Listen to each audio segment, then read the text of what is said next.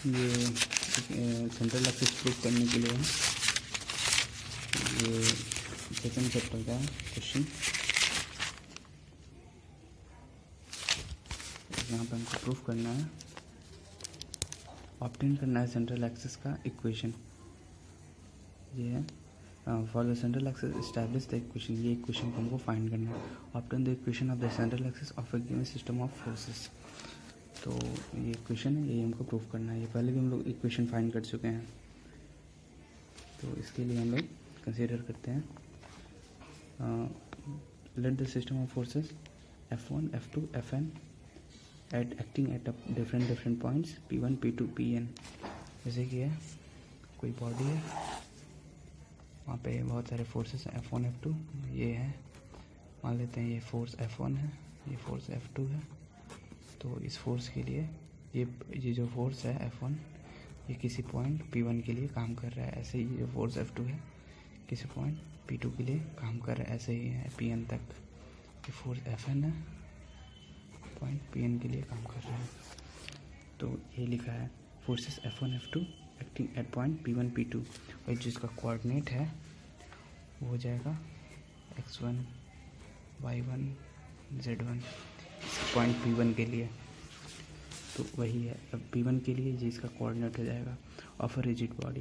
Then the given system of forces is reduced to a single force R and a couple G whose axis passes through the arbitrary point O, where R equals to √x square plus y square z square, उसका dimension. और ये हो जाएगा इसका moment L square plus M square plus N square. और इसका sum ले लेंगे, एक्स डायरेक्शन में कम्प्लीटली सम ले लेंगे सारे फोर्सेस के लिए। फोर्स F1, F2 सबके लिए ले लेंगे तो सिग्मा x1 हो जाएगा। y के लिए ऐसे ले लेंगे y2, yn के लिए, ऐसे z के लिए। और L हो जाएगा क्या है, ये मोमेंट है एक्स एक्सिस के डायरेक्शन में, मान सकते हैं इसको। तो इसके लिए हम लोग पहले ही प्रूफ कर चुके हैं, कैसे इसको फाइंड करेंगे। ठीक है,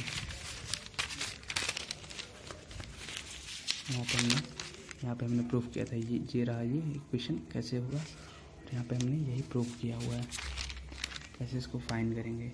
ये रहा ऐसे, ये जो डिटर्मिनेंट है इसके ज़रिए से हम लोग इसको आराम से फाइंड कर सकते हैं।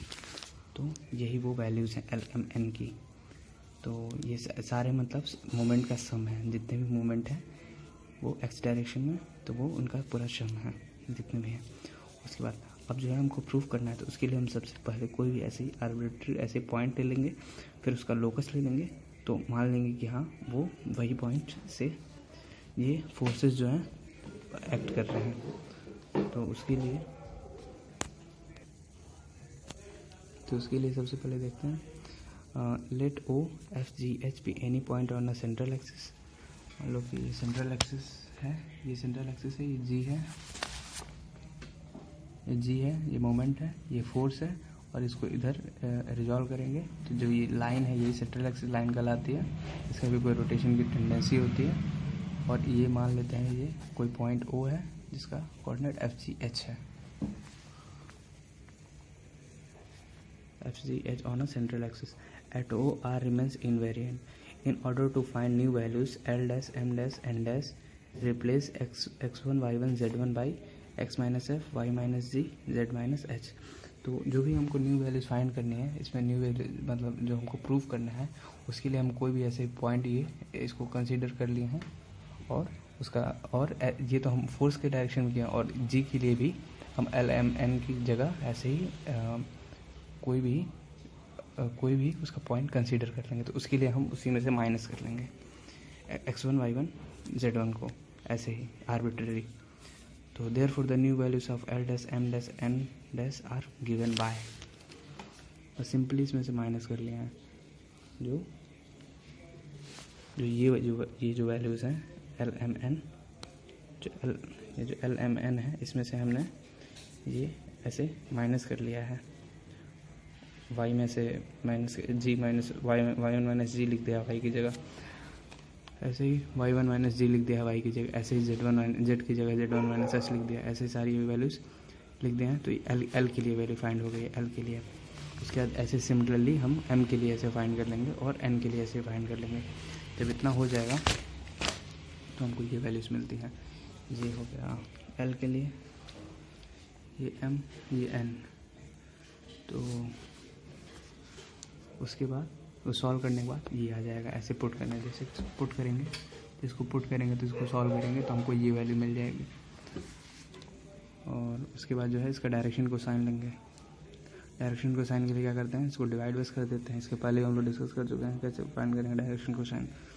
तो जो इक्वेशन होता है r square is equals to x square plus y square plus z square, इसको ऐसे डिवाइड कर देते हैं इधर से। तो ये स्क्वायर इसका हट जाएगा, इक्वल्स टू कर देंगे तो ये इसका डायरेक्शन को साइन हो गया। उसके बाद ऐसे इसका ये डायरेक्शन को साइन हो गया जी डैश के लिए ओ डैश पे। और we know that the at point O dash, ऐसे कोई पॉइंट ओ डैश कंसिडर किए हैं, O dash point on a central axis of a couple G dash coincides with the line of the action of the force R। वही ये दोनों आपस में coincide करते हैं, यही बात हो रही है। ये दोनों आपस में सेंट्रल एक्सिस लाइन पे कोइंसाइड कर रहे हैं।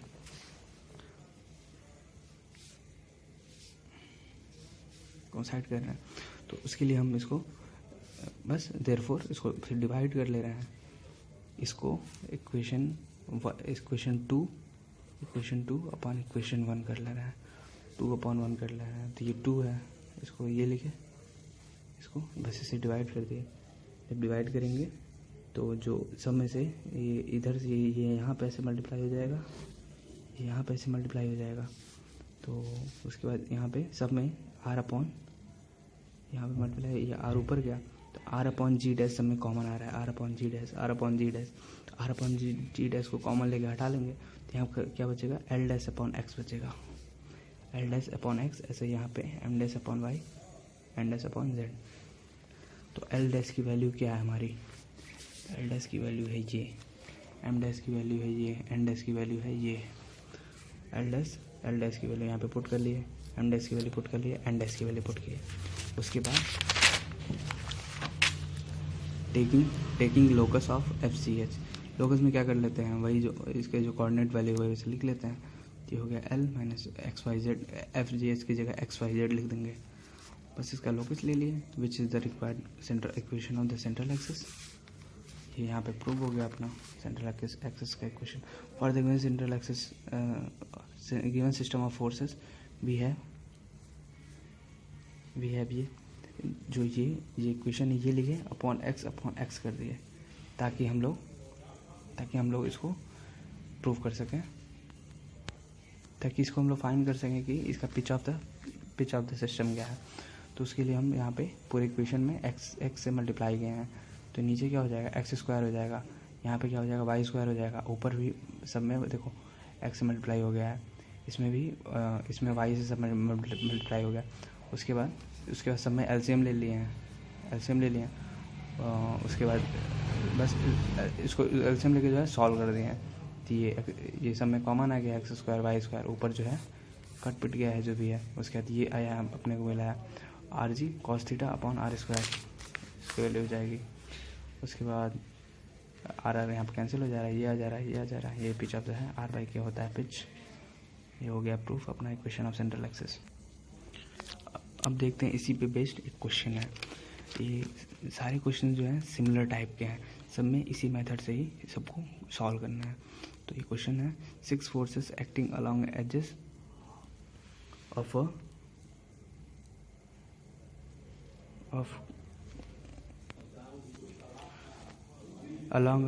Of a cube taken in order which do not meet at a given diagonal, so that there is a resultant is a couple of moment to root 3 pa, where a is the edge of the cube। ये cube है, ठीक है, और ये इसका ये इसका origin है, ये इसका ओरिजिन है।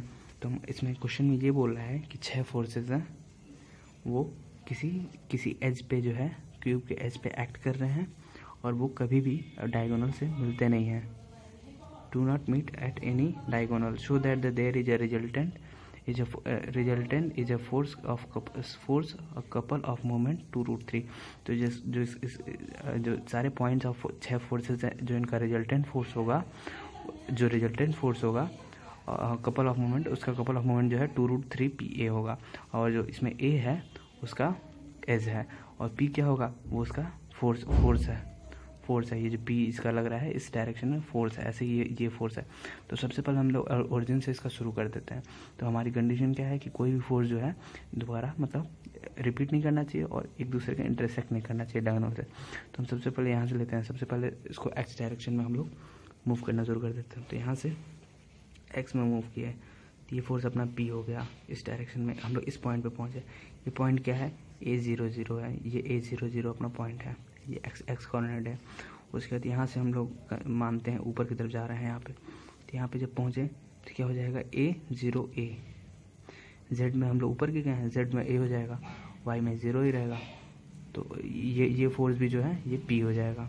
उसके बाद फिर यहाँ से हम लोग इधर आते हैं, तो Z एक्सिस में भी मूव कर लिए, तो ये पॉइंट हो जाएगा A और ये फोर्स हो जाएगा P हो जाएगा ये फोर्स। और ऐसे ही यहाँ से हम मूव करके इधर गए, तो यहाँ पे भी फोर्स P एक्ट किया। यहाँ से मूव करके हम लोग यहाँ पे आए, ये भी हो गया। फिर यहाँ पे वापस ओरिजिन तक आ जा रहा है। और अगर मान लेते हैं कि यहाँ पे हम लोग आए, अगर इधर आते हैं तो यहाँ से फिर हम लोग को यहाँ पे इधर नहीं आ सकते हैं, क्योंकि यहाँ पे फोर्स एक्ट कर चुका है। इसलिए इसकी पैरेलल ही बात वही हो जाएगी, यहाँ से इधर से आएंगे तो फोर्स कैंसिल हो जाएगा, उसका कोई मतलब ही नहीं निकलता है। इसलिए इधर से आए फिर वापस यहाँ पे आ जाते हैं। तो यही अपना फिगर है और ये सारे पॉइंट्स हैं। तो ऐसे ही कर सकते हैं।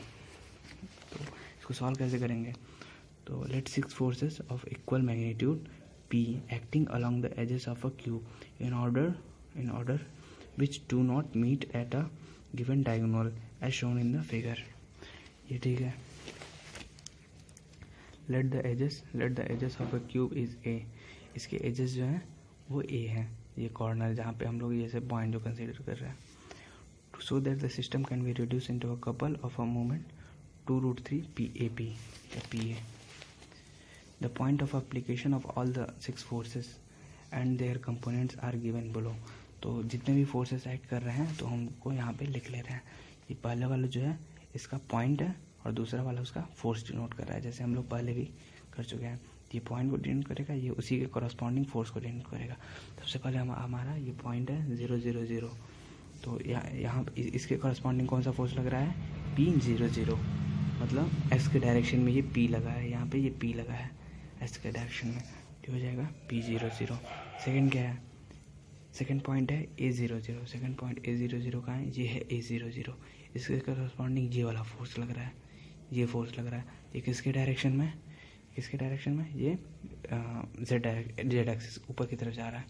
तो ये हो जाएगा 0 P हो जाएगा। ऐसे ही बाकी फोर्सेस भी ऐसे ही काम करेंगे, ऐसे ही बाकी फोर्सेस भी इसमें इन्वॉल्व हो जाएंगे। तो ये ऊपर की तरफ जा रहा है, Z एक्सिस के अलॉन्ग है, ये एक्सिस के इधर आएगा तो एक्सिस, तो ये अगर इधर आएगा तो XYZ तीनों इन्वॉल्व हो रहा है। अभी हाँ इधर अभी वाई में काम कर रहा है, इधर आ रहा है, मतलब ऐसे वाई में आ रहा है, तो ये वाई डायरेक्शन के अलॉन्ग है। तो एट पॉइंट A0A एक्चुअली ये तीनों A है, नहीं A इधर है। ये ऐसे ही सारे फोर्सेस हैं, 6 फोर्सेस हैं। ये पहला फोर्स हो गया, दूसरा हो गया, तीसरा हो गया, चौथा हो गया, पांचवा हो गया, छठा हो गया। ऐसे सबके लिए अपने इंडिविजुअली ऐसे ही लिख लेंगे। उसके बाद है लेट द डायन ऑफ द गिवन सिस्टम। डायन क्या होता है, XYZ LMN। XYZ की हम लोग वैल्यू जानते हैं, कैसे फाइंड करते हैं, जो सारे सिंगल फोर्सेस रहते हैं एक्स डायरेक्शन में, वही एक्स की वैल्यू है। वाई डायरेक्शन में सारे सिंगल फोर्सेस वाई डायरेक्शन, वो वाई की वैल्यू है। एल क्या होता है, LMN हम लोग फाइंड करना देखे हैं डिटरमिनेंट के जरिए, जो है कैसे LMN फाइंड करते हैं। तो एक्स हो गया सारे फोर्सेस एक्स के डायरेक्शन में से, उसकी सिग्मा वैल्यू। उसके बाद ऐसे वाई की और जेड की। तो एक्स के डायरेक्शन में सारे फोर्सेस कैसे हैं, एक्स के डायरेक्शन में यहाँ पे फोर्स हो गया, एक ये फोर्स हो गया, और एक्स के डायरेक्शन में कि ये फोर्स हो गया। तो ये मान लेते हैं ये फोर्स P है, तो ये उसके उल्टे डायरेक्शन में एरो, तो ये -P हो गया। ऐसे ही ये वाई के डायरेक्शन में ये मान लेते हैं y है, और ये वाई के उल्टे डायरेक्शन में, तो -y हो गया। और ऐसे जेड के लिए ले लेंगे, ये जेड है और ये माइनस जेड है, तो ये सारे फोर्सेस आपस में कैंसिल हो जा रहे हैं। एक्स के लिए पी माइनस पी, ये वाई के लिए और ये जेड के लिए। एल की क्या वैल्यू होगी, एल की वैल्यू हम डिटरमिनेंट से हमको ये हमको वैल्यू पता है क्या होती है, तो इसकी सिग्मा वैल्यू ले लेंगे, मतलब जितने भी नंबर ऑफ फोर्सेस हैं F1 F2 सबके लिए इसका एल है, सबके लिए एल है। तो मोमेंट के लिए जो है, तो अब जो है हम लोग एल की वैल्यू फाइंड करेंगे, उसके लिए फॉर्मूला है sigma y1 z1 minus z1 y1। तो इसके लिए हम ऐसा करते हैं कि हम लोग यहाँ पे देखेंगे जिससे जो हमने बनाया है, तो क्या है यहाँ पे y1 z1 minus z1 y1। तो y1 z1 देखते हैं, इसमें y1 क्या है, ये स्मॉल y1 है, small y1 y2 small x1 y1 z1, ये कैपिटल x1 y1 z1। तो हमारी वैल्यू थी स्मॉल y1 z1, ये हो गया स्मॉल y1, ये हो गया z1, ये हो गया 0। हमने यहाँ पे ऐसे 0 लिख लिया।